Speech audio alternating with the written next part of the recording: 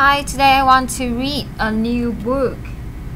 I'm not sure whether this one is popular or not, but as I have a problem with my reading, like I just read some of the chapters, some of the first chapters, then stop reading, and then when I'm getting back to the book, I forget all the whole story, like forget all the chapters that I have read. That's why I have a challenge, a reading challenge for me.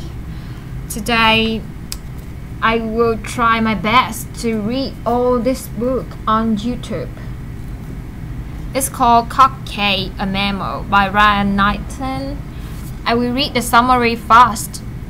On his 18th birthday, Knighton was diagnosed with retinitis pigmentosa, a congenital progressive disease marked by night blindness, tunnel vision, and eventually total blindness. Planning modern wit with intense personal reflection, Cockeyed is the story of Ryan's loss of sight. We follow his journey from absolute denial, with lost Ryan, his trousers, his girlfriend, and perhaps unsurprisingly his driving license, to acceptance of life without vision and reliance on a cane. Knighton's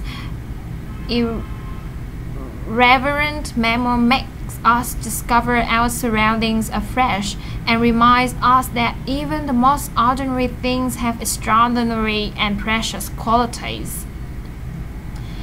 For your information, Knighton lives in Vancouver and teaches English at Vancouver's Capilano College. A poet, journalist, and essayist, he writes for the New York Times and Salon.com and is the subject of a documentary entitled As Slow as Possible. Cockeyed is his first book. So this one is like very meaningful book. I should start with the first page. For my girl, my purpose is to tell of bodies which have been transformed into shapes of different kind by Ovid metamorphosis. Okay, Prelude. Every Sunday when I was a kid, my family rode to the outskirts of Langley, British Columbia, my hometown.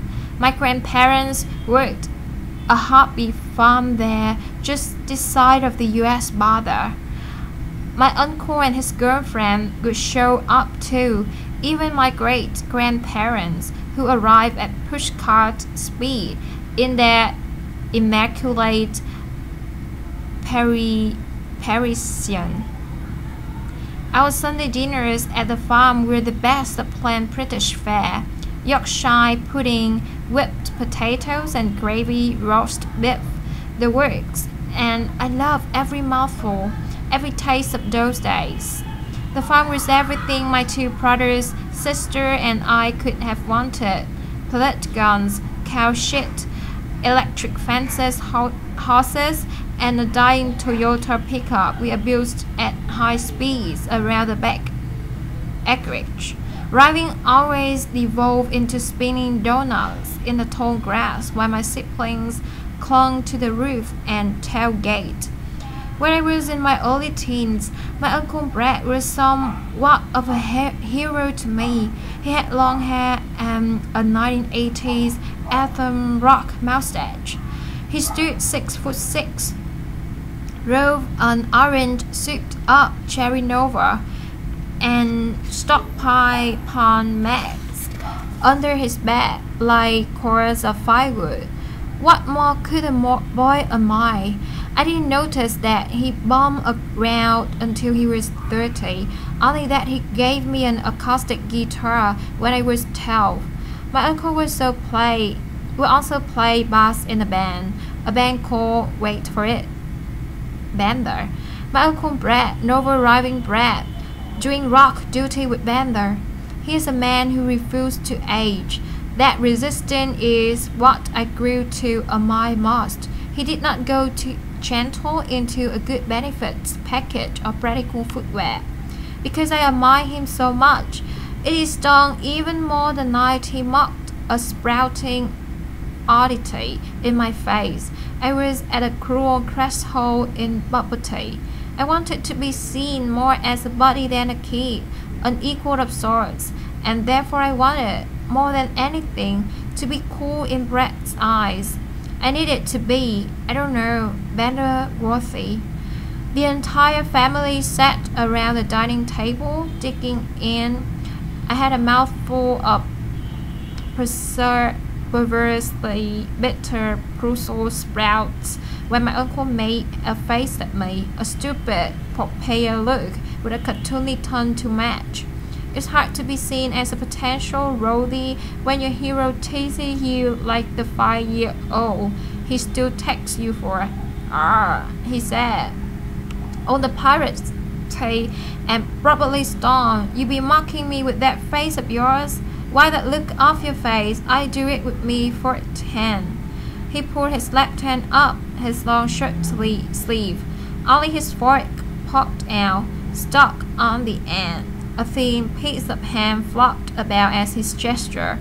I couldn't help thinking of the meat as a piece of face he wiped the look from.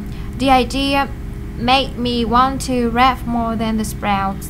I puzzled at his pirate impression, then looked around the table to see if anybody knew what the hell he was on about. Nobody seemed to get it. "What?" Brett said. "Look at his face. Ryan's got a squint or something. His slap eye, see? He's kind of cockeyed."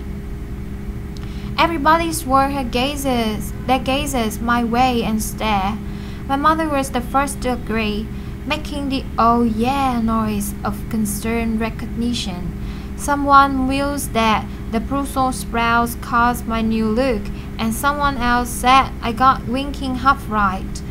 In the culture of my family, jokes and sarcasm spread one of two things: affection or worry.